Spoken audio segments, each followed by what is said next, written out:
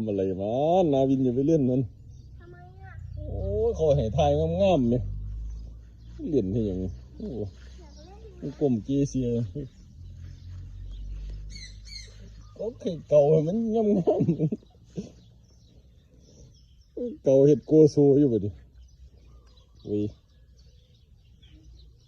วินมาวินไปเล่นมันทำไมดูทีหน่อยยังเป็น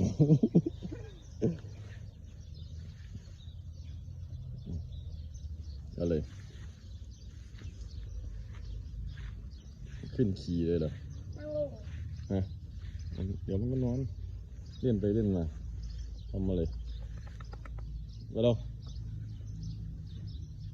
นี่นั่นเงาไปทั้งกลนไปลอยหยิบแล้วแน่